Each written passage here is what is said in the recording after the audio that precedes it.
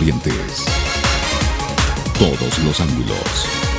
Esto es Frente a Frente.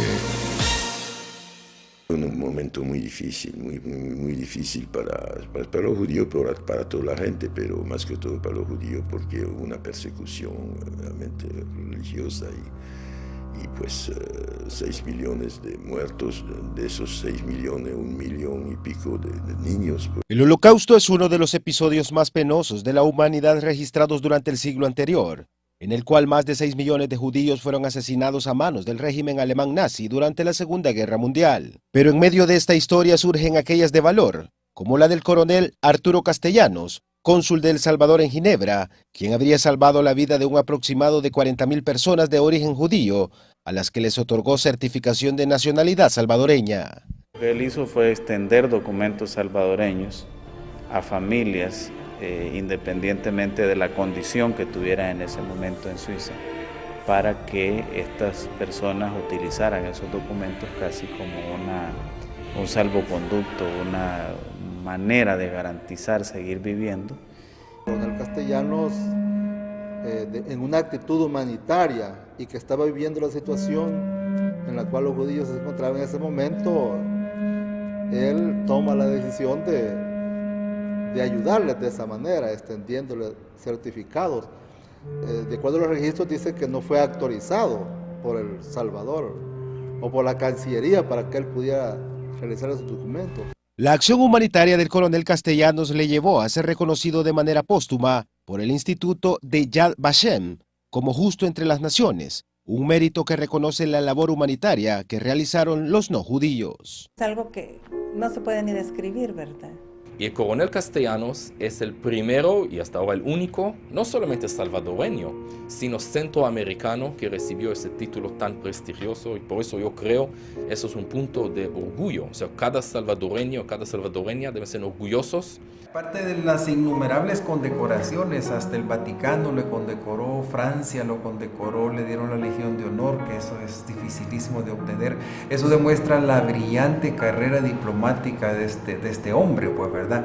Pero, digamos, yo tengo aquí conmigo este recuerdo, que es una emisión de sellos postales que saca la Fundación Raúl Wallenberg para honrar la memoria del coronel Castellanos. Esto sale en Israel. Y con el fin de mantener viva la memoria histórica y dar cumplimiento a 2 resoluciones emitidas por Naciones Unidas, en el sentido de que las naciones firmantes se comprometan a no olvidar el Holocausto, el tema será impartido a partir de este año en la materia de moral, urbánica y cívica entre los estudiantes de bachillerato.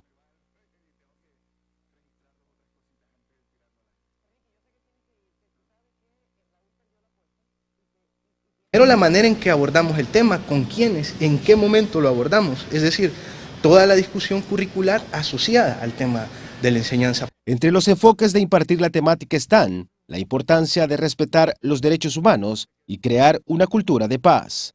Para Frente a Frente, Julio Rosales. Hola, ¿qué tal? Buenos días, bienvenido. Gracias por estar con nosotros en la mañana de este viernes 24 de febrero. Estamos terminando semana. Vamos a hablar precisamente de este tema, sus repercusiones, recordar la historia, vivir aquellos momentos y, por supuesto, no olvidarlos. Nos acompaña aquí en el estudio el licenciado Ricardo Morán Fracuti. Él es el representante por El Salvador ante la Alianza Internacional para el Recuerdo del Holocausto, por sus siglas en inglés, IHRA.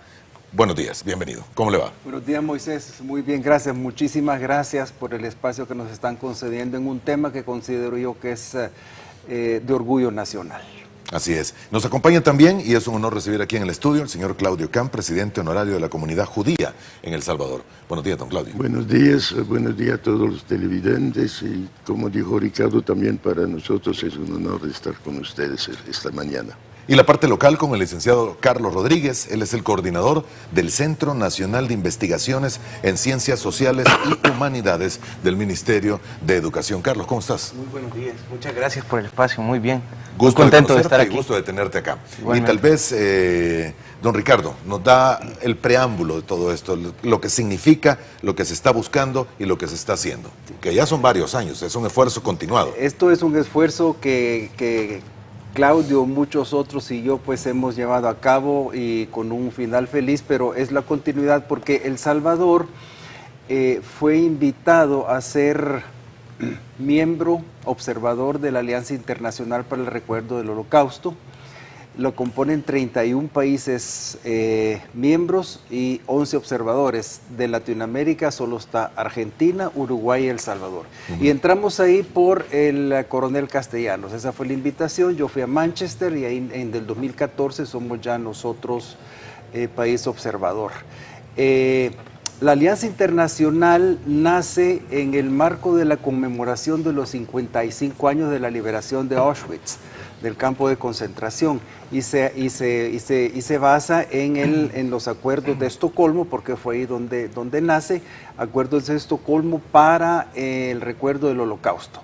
Su principal misión es difundir, enseñar y recordarle a la humanidad la catástrofe sufrida por tanto inocente en manos del régimen nazi.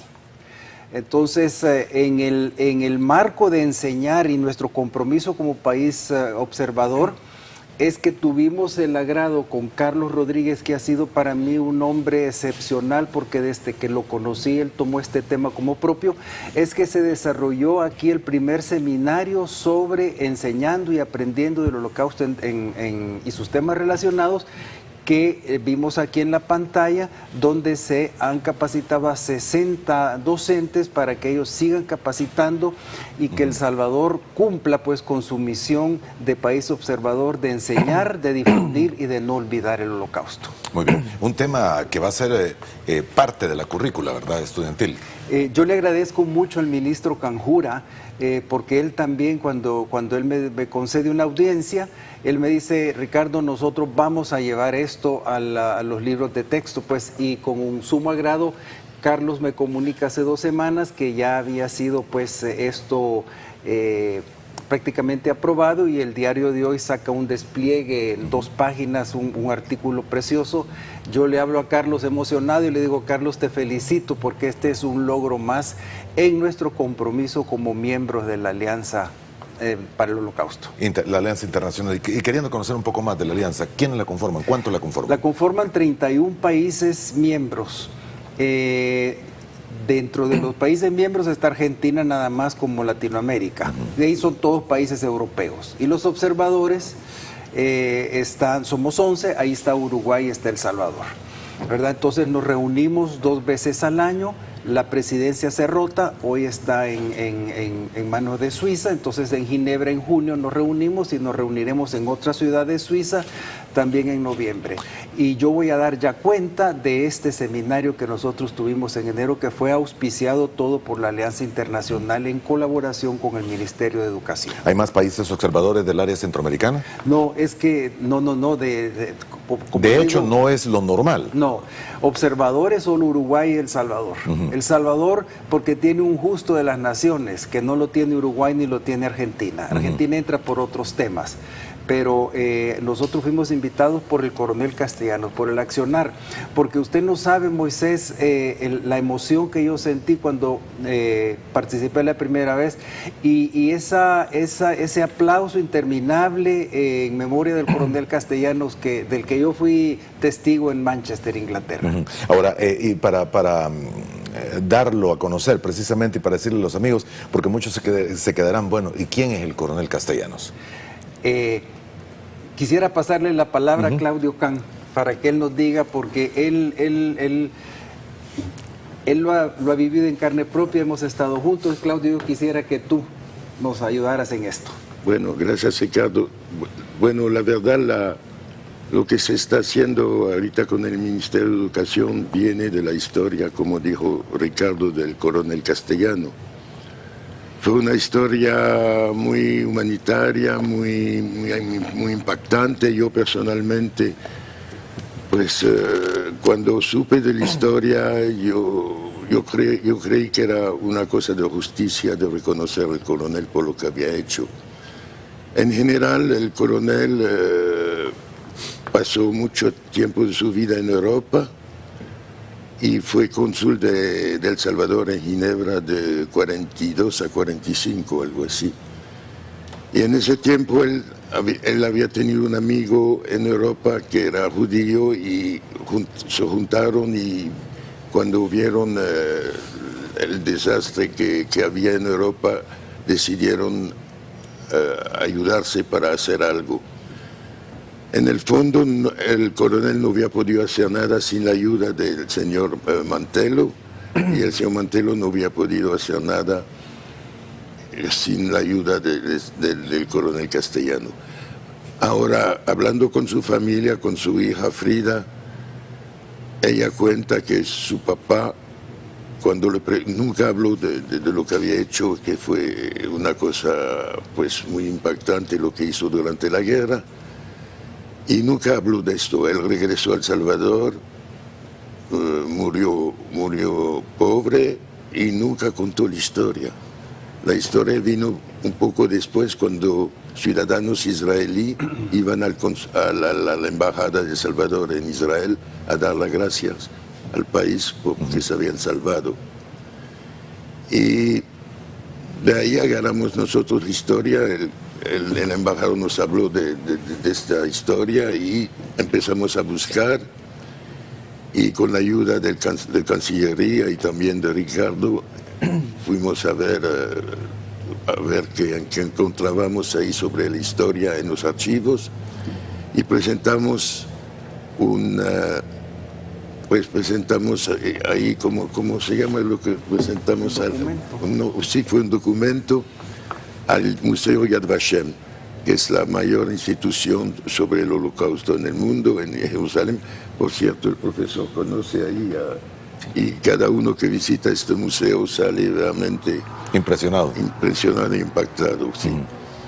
Y así nos pidieron más cosas, no fue tan fácil, pero no duró tanto. Después de unos 3-4 años, decidieron nombrar al coronel justo dentro de las naciones, que es realmente un gran honor para la persona, porque hay para entrar en este jardín de lo justo hay unos parámetros, digamos, no hay que ser judío, hay que haber arriesgado su vida y no se puede haber cobrado ningún dinero para eso. Y no, me imagino que han de ser parámetros bastante exigentes, no cualquier persona está dentro del mismo. Sí. No, el coronel Castellano se ha recordado precisamente por ayudar a, no sé si la forma más fácil de decirla es, a dar una nacionalidad judíos para que no perdieran la vida dentro de toda esta matanza que existió. Era una cosa un poco, no era un documento oficial, pero proveía un salvoconducto. Un salvoconducto. Y lo que pasó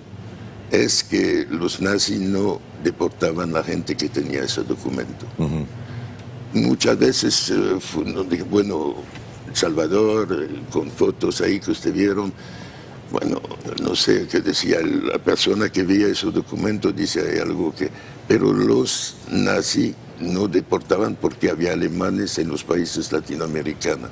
Entonces ellos respetaban los papeles de los países latinoamericanos para que no haya problema con los alemanes. Exactamente. Ahora, ¿cuántas personas habrá ayudado el coronel Castellanos? No sabemos exactamente, pero estamos casi seguros, porque en un papel podía ir toda la familia y se hizo como 20.000 papeles.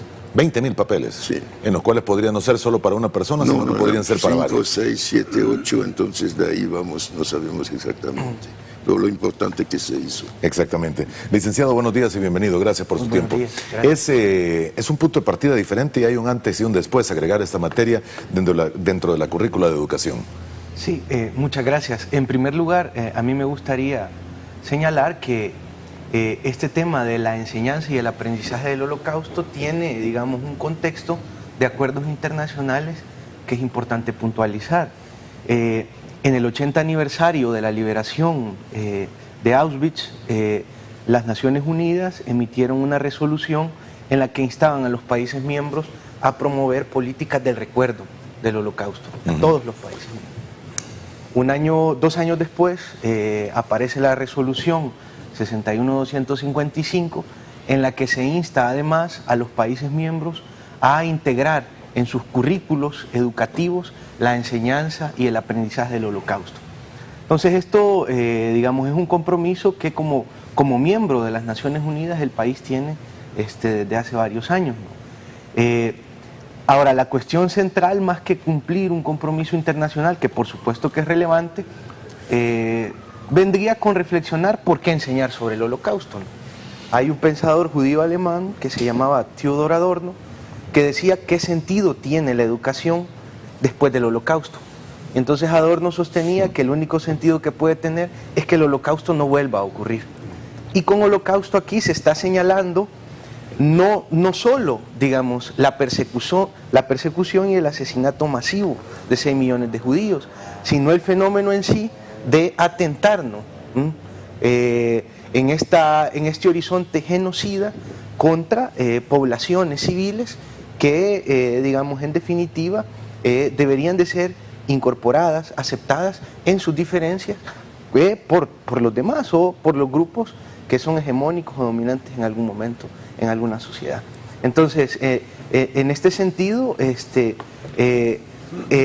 enseñar y aprender Holocausto significa abrirle un espacio, ¿verdad?, de reconocimiento en la sociedad salvadoreña de que tenemos que formar capacidades ciudadanas en los jóvenes, en los niños y en las niñas, de tal forma que se conviertan en ciudadanos que reivindiquen los derechos humanos de las personas y estén atentos a la posibilidad de que este tipo de atrocidades masivas vuelvan a ocurrir. Junto, digamos, al Holocausto también, digamos, años anteriores se dieron una gran cantidad de genocidios, como por ejemplo el pueblo armenio o una cantidad de genocidios en África, que también es importante que sean conocidos y sean recordados por las sociedades, de tal forma que este recuerdo se convierte en un legado que nos active, ¿verdad?, como ciudadanos para prevenir, digamos, activamente cualquier tipo de violación a los derechos humanos o cualquier otra forma de atrocidad masiva. ¿Cómo se va a incluir dentro de la currícula? Bueno, ¿Ya es parte? El tema ya está presente. Siempre ha estado presente, creo, sí, pero en muy pequeños segmentos. Sí.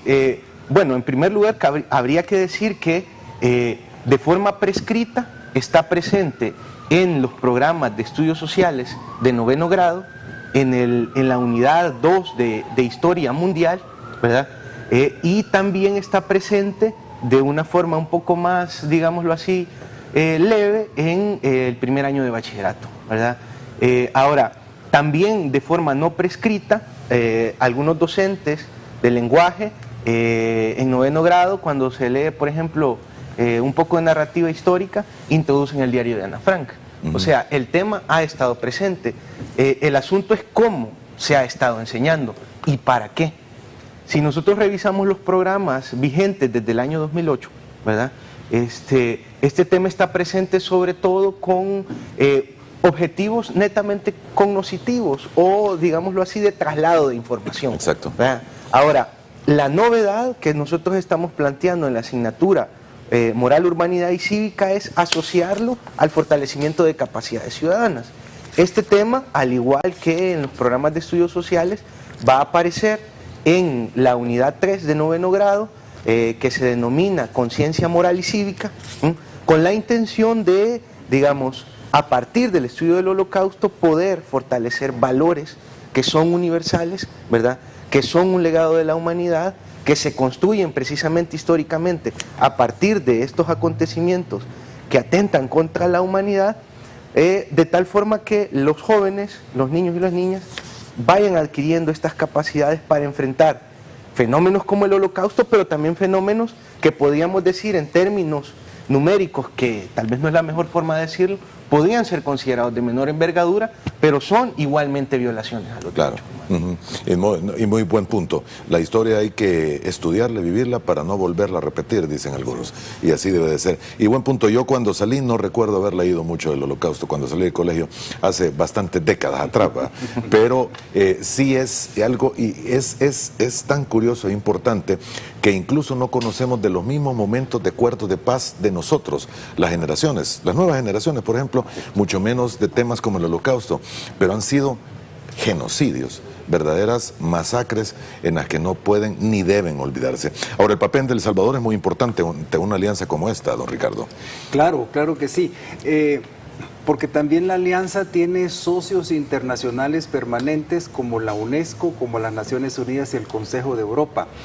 Y yo he participado en foros especiales donde se le dedica tiempo al antisemitismo, que en Europa es algo que ha recobrado bastante fuerza, y es espantoso ver cómo todavía existe un movimiento antisemítico. Es verdaderamente impresionante. Otro de los logros es... Pero hay movimientos todavía, sí. Y lo seguirán habiendo. Entonces la alianza lo que trata es de contrarrestar, ¿verdad? De atacar, de defender este hecho, pues, que verdaderamente yo lo considero un crimen, pues, ¿verdad? Definitivamente.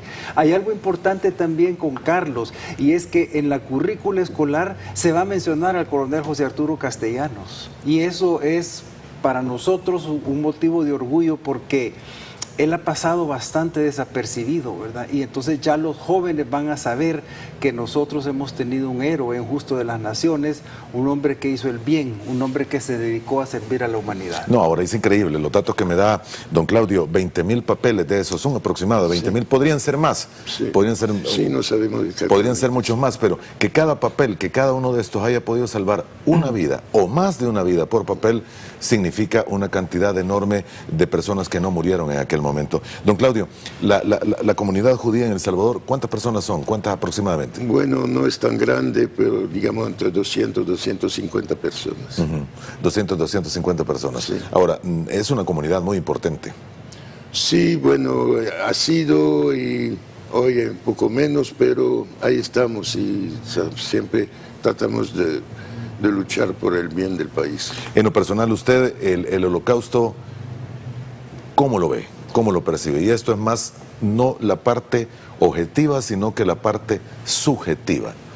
Bueno, para mí, yo nací en 42, en plena guerra en Francia. Mis papás estaban refugiados en lo que llamaban Francia Libre. Y así, pues crecí después de la guerra, estudiando, y el tema del holocausto fue un tema muy importante para nosotros jóvenes, y había muchas discusiones de fondo. No podíamos entender lo que pasó, como un pueblo, como el pueblo alemán, un pueblo preparado, un pueblo instruido, pudo llegar a esos niveles. Siempre decíamos dónde estaba Dios en Auschwitz, ¿verdad? Y así preguntas bien profundas.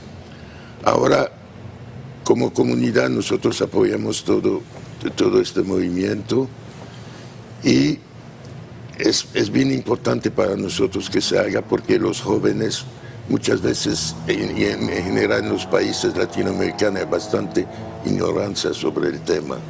Entonces es bueno de contarlo, de lo que pasó realmente, porque también aparece ahora en el mundo mucho negacionismo. Hay gente que hace conferencias diciendo que no existió el holocausto, y yo creo que hay que hacer un esfuerzo para contar realmente lo que pasó. Hay conferencias de este tipo, hay análisis de este tipo, tratando de negar. Hay libros. Y, en el aula. Sí. Todo el tiempo. Todo el tiempo. Sí. Y también es parte del antisemitismo, que también, como dijo Ricardo, va creciendo en el mundo. Tenemos que luchar, tenemos que evitar. No es por lástima de los judíos, pero por el mundo entero. Es la gente, como dijo el profesor, lo importante que no se vuelve a dar, pero lastimosamente cuando uno ve lo que está pasando en el mundo, es triste, pero la gente se olvida de la historia, ese es el problema. Crímenes y guerras étnicas que se dan a diario en África y en otras partes del mundo, que están ocurriendo en este instante, incluso. Medio Oriente, en Siria. Medio Oriente, Siria. El atentado que ha ocurrido hoy en la mañana de un coche bomba, 60 y tantas personas asesinadas y por lo menos 55 personas heridas. Hablando de casi 500.000 muertos, y el mundo está callado. Sí, exactamente. Ahora, 6 millones de personas asesinadas en una situación como esta es un dato y hecho que no puede olvidar. Bueno, la verdad que fueron como 20 millones si cuenta uno, no solamente los judíos, pues sí, en general, ¿verdad? Entonces es una cosa, y como le dije, no entendemos como un pueblo como el pueblo alemán, un pueblo instruido, preparado, pudo llegar hasta este nivel. Muy bien. Ahora, en el tema de las materias, Carlos, me imagino que genocidios como este también deben ser incorporados e interpretados y analizados dentro del marco también de otros momentos en la historia e incluso sobre todo en nuestro país también. Sí, eso es lo que inmediatamente se cuestiona cuando aparece este tema. ¿Por qué el Holocausto y no temas locales? Y son algunos de las preguntas no es que están haciendo. fuera de las preocupaciones del Ministerio de Educación. Ahora, el Holocausto, el tema del Holocausto, primero hay que decir que es el genocidio mejor documentado de toda la historia. Después, también está el genocidio armenio, ¿no? Nosotros, por el mismo desarrollo de las disciplinas, de la disciplina histórica, de las ciencias sociales en el país, tenemos todavía mucho que recorrer en la documentación de los fenómenos, digamos, similares que han acontecido en la historia nacional, ¿no? Como puede ser el caso del 32. No obstante, estos temas ya están también incorporados en el currículo nacional desde el año 98. Lo que hace falta es un proceso de dinamización que constantemente incorpore, ¿sí?, las nuevas lecturas, pero las nuevas lecturas científicas, ¿verdad? Las nuevas lecturas que gozan de una justificación racional y de una fundamentación en fuentes que son válidas. No las lecturas de, digamos, con otro tipo de pretensiones justificatorias, ¿verdad?, ya sea ideológicas o que no sean críticas. El sistema educativo solo le puede dar cabida, ¿verdad?, a lecturas de los procesos que estén científicamente justificadas, ¿verdad? Ahora, el tema del Holocausto, el Holocausto es una plataforma que nos puede permitir saltar del Holocausto a los procesos locales, en un momento en el que ya estamos, si usted quiere plantearlo de una forma, digámoslo así, preparados para valorar también los acontecimientos nuestros. Ahora, nosotros como Ministerio de Educación no estamos queriendo seguir inundando de informaciones a los estudiantes. O sea, aquí es donde la propuesta metodológica, el planteamiento pedagógico que queremos desplegar, no solo incorpora, digamos, el traslado de nuevos conocimientos, sino que también lo que busca es desarrollar habilidades, competencias, capacidades en los niños, en las niñas y en los jóvenes que les permitan enfrentar situaciones conflictivas que se dan en el día a día y que les permitan además tener una relación, digámoslo así, positiva, pacífica, armoniosa, productiva con los demás y que además les permitan aceptar a los demás como son y hacernos responsables también de ellos. Muy bien. Casi tengo que terminar, pero hay una pregunta del señor Miguel Martínez, tal vez lo conozcan ustedes. Dice, pregunta a sus invitados sobre la discusión de la inexistencia de cámaras de gas en Auschwitz. Y dice, el Holocausto no se niega, sino la existencia o no de estas cámaras de gas.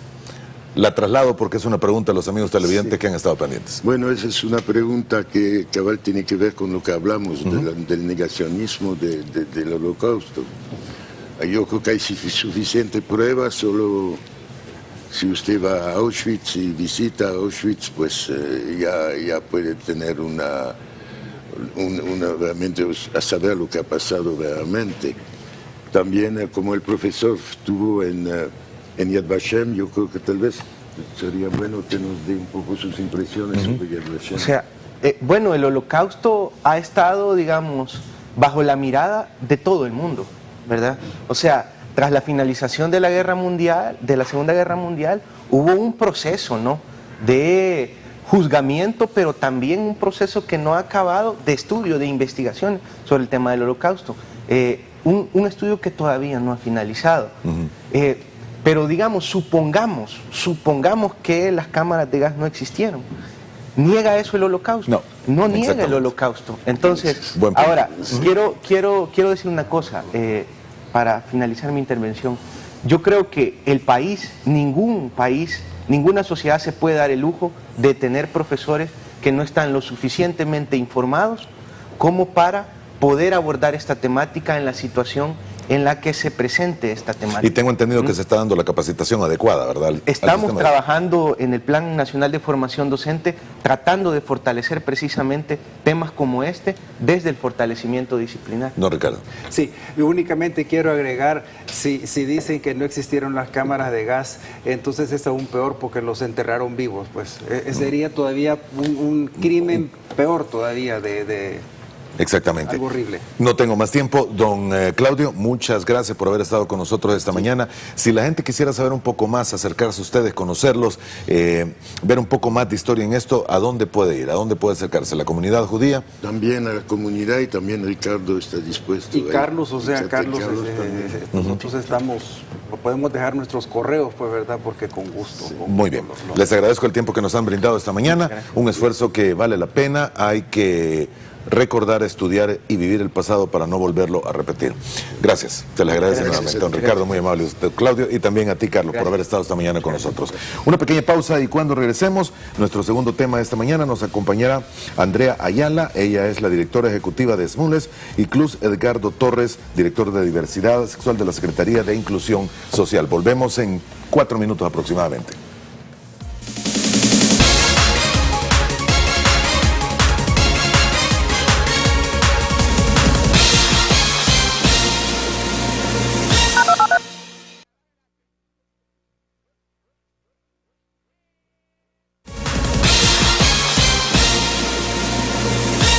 Viernes 24 de febrero, gracias por continuar con nosotros en esta segunda parte de Frente a Frente. Vamos a cambiar los temas y nos volvemos locales en este momento porque hay una serie de asesinatos que tienen consternados a gran parte de la población. Nos acompaña esta mañana la licenciada Andrea Ayala. Ella es la directora ejecutiva del Espacio de Mujeres Lesbianas Salvadoreñas por la Diversidad, SMULES. Bienvenida. ¿Cómo está, Andrea? Gracias, buenos días. Un gusto de tenerla acá.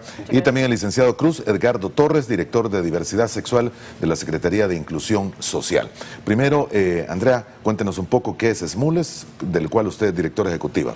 Bueno, SMULES es una organización de sociedad civil que está liderada por mujeres lesbianas y nos dedicamos a la defensa y protección de los derechos humanos de nuestra población LGBTI en El Salvador, principalmente en el tema de creación de políticas públicas y leyes a favor. También trabajamos con algunos organismos internacionales y le damos seguimiento y atención a casos de violencia hacia población LGBTI en El Salvador. ¿Cuántas personas integrarán aproximadamente la comunidad lesbiana del país? La comunidad lésbica no hay un dato en específico, pero sí hay un dato sobre la comunidad LGBTI en total, es decir, mujeres lesbianas, hombres gays, personas bisexuales, personas trans. El dato es que somos entre el 12 y el 15% del total de la población salvadoreña. 12 al 15%. Exactamente. Estamos hablando de una población de 6 millones, si lo queremos redondear, aproximadamente entre 600 y 800 mil personas. Exactamente. Muy bien. Y el licenciado Cruz Edgardo Torres, director de Diversidad Sexual de la Secretaría. Bienvenido, señor. Muchas gracias. Muy buenos días. Funcionamiento y misión principal de la dirección que usted tiene. La Dirección de Diversidad Sexual dentro de la Secretaría de Inclusión Social tiene la misión particular de velar por la erradicación de las formas de discriminación dirigidas a las personas lesbianas, gays, bisexuales, trans e intersexuales, en lo referente al acceso a bienes y servicios públicos dentro del órgano ejecutivo, dando seguimiento al decreto ejecutivo número 56, que son disposiciones gubernamentales para erradicar estas formas de discriminación. Una discriminación y un trato en ascenso o en descenso, señor, la que se ve en el país. La discriminación ha ido marcando una tendencia más bien a estabilizarse y quizás bajar un poco, hacerse más visible la forma de discriminación, lo cual nos permite trabajar de manera efectiva sobre cada una de ellas. Sin embargo, tenemos que tener más datos. Un elemento que mencionaba Andrea de tener más información sobre la población, las formas de discriminación nos ayudan a poder focalizar mejor nuestro trabajo. Desde los últimos años para acá, poder ir identificando las brechas que existen y poder irlas reduciendo de manera efectiva. El trabajo y la función de ustedes era un tabú hasta hace algunos años en el país. Sí, de hecho, por comentarte algo muy rápido, hasta el año 2005-2006 no habíamos organizaciones de sociedad civil que trabajáramos en este tema, que el Ministerio de Gobernación nos permitiera llevar cualquiera de estas palabras o decir abiertamente que se iba a trabajar con población LGBTI. No era permitido. No era permitido, no te daban la personería jurídica. De hecho, en el año 2014 por fin salió una resolución de la Sala de lo Constitucional de la Corte Suprema de Justicia de un amparo que fue interpuesto en el año 2000 por una organización de mujeres trans que ahora sí tiene su personería jurídica porque precisamente no le permitían inscribirse como una asociación sin fines de lucro.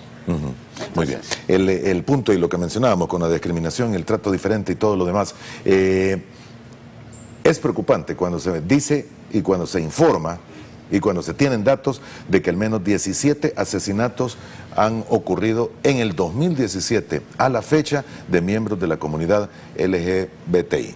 Sí, la verdad es bastante importante el número de casos que vamos registrando y debería de agregar, Moisés, que también tenemos una cifra bien importante de subregistros, es decir, muchos feminicidios a veces son de mujeres lesbianas y las autoridades no las tratan como tal, a veces por falta del conocimiento instalado sobre esta temática.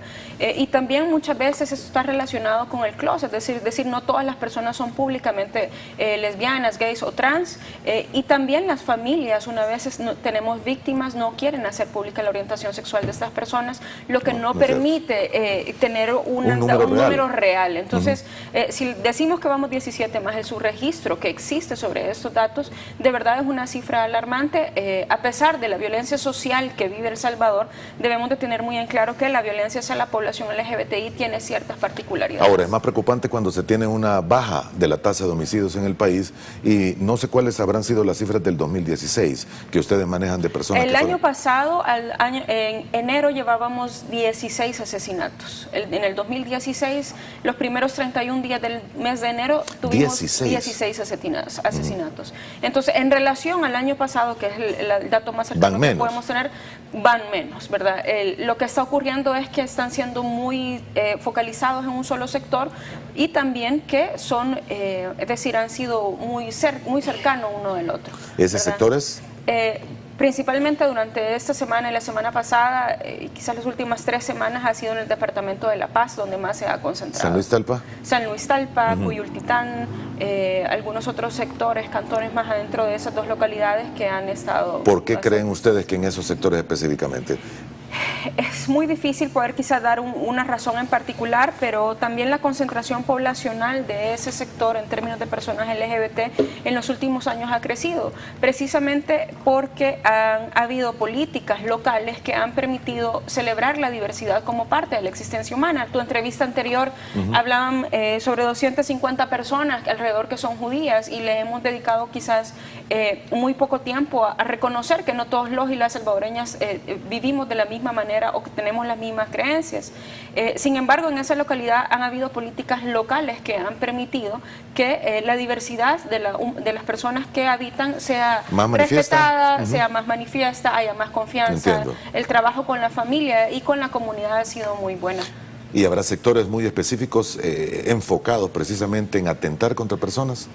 También hemos tenido, desde el año 2009, hemos registrado amenazas a organizaciones de sociedad civil LGBTI, amenazas de manera personal, hemos sufrido ataques en nuestras organizaciones de sustracción de información. Personalmente, yo en el año 2015 tuve que salir del país durante 2 meses por un atentado hacia mi persona. ¿Usted? Sí.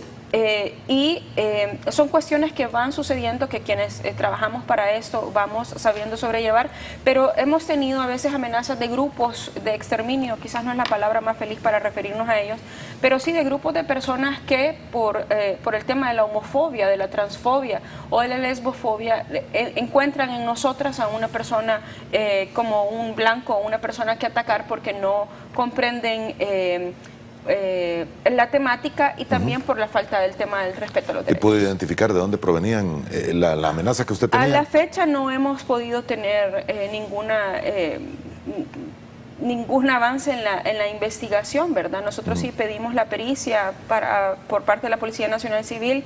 De hecho, se me dictaron medidas cautelares por parte de la Procuraduría para la Defensa de los Derechos Humanos, pero tampoco fueron como tomadas en cuenta o resueltas. Es por eso que yo tuve que salir, así es que... Ahora, director, ¿y usted en el caso, las denuncias ocurren a diario? ¿Conoce personalmente de algunas de ellas? Sí, nosotros tenemos desde la Secretaría de Inclusión Social una línea de asistencia y atención en diversidad sexual que funciona con el número 131, donde las personas pueden llamar y ser asesoradas en los casos de discriminación que enfrentan. Nosotros llevamos registro y hemos podido identificar la concentración de hechos de agresión, particularmente los que perfilan más altos son las agresiones de tipo verbal, psicológica y física. También el lugar o el ámbito donde estos más ocurren tiene que ver con la calle, es decir, lugares públicos, pero también en el ámbito de acceso a la justicia. Es decir, al acercarse a poner una denuncia o al pedir información al respecto de la evolución de los casos que han denunciado las instituciones correspondientes, no reciben la atención o el trato de manera adecuada en relación a su orientación sexual o su identidad de género. ¿Y no la reciben por? ¿No la reciben por? ¿No reciben esa ayuda? ¿No reciben esa información por? Bueno, la verdad es que puede ser por diferentes razones. Nosotros apuntamos más al hecho de que existe una necesidad de fortalecer a las instituciones en su atención a la población LGBT. Como mencionabas al principio, es un tema que levanta controversia, sí. Y el servidor y servidora público se enfrenta a esas barreras personales de una sociedad que le ha dado una imagen de las personas LGBT. Entonces, ir superando esa barrera desde el servidor público a través de también protocolos, de normativas internas de las instituciones, es el compromiso, ¿no? Es el compromiso del gobierno de El Salvador a través de la Dirección de Diversidad Sexual, en la construcción de una sociedad que sea más inclusiva. El número que usted decía es el 1131. 131. 131. Es una llamada para recibir asesoría y de alguna manera una consejería para poder poner denuncias en las instancias que corresponden.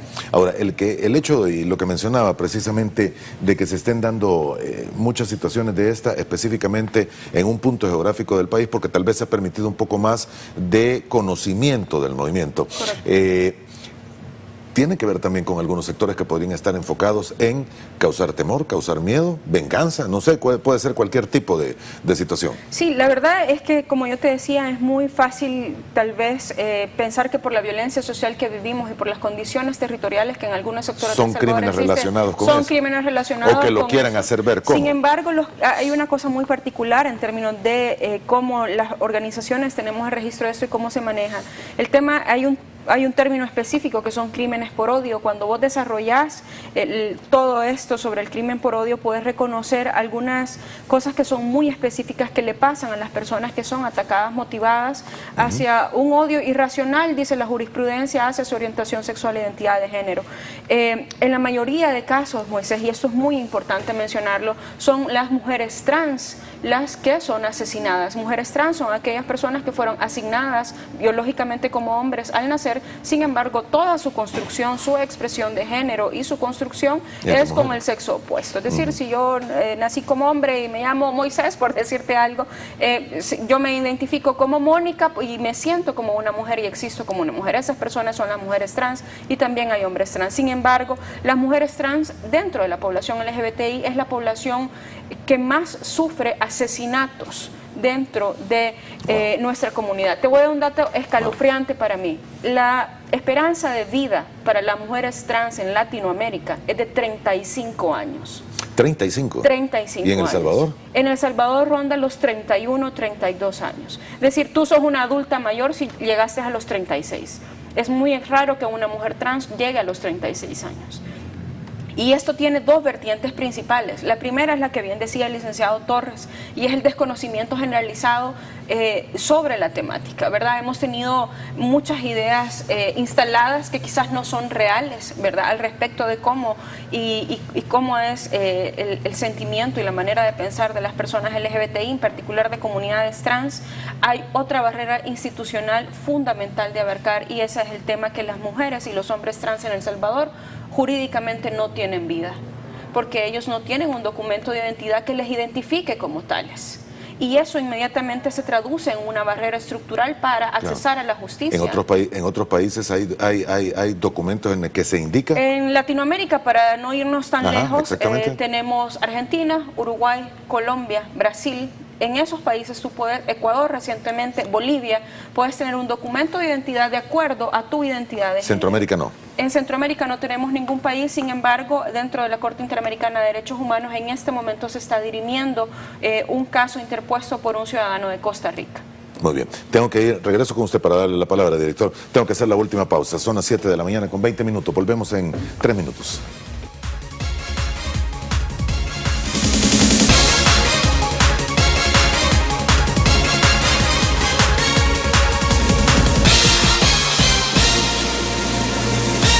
Muy bien, parte final de nuestro programa esta mañana de día viernes.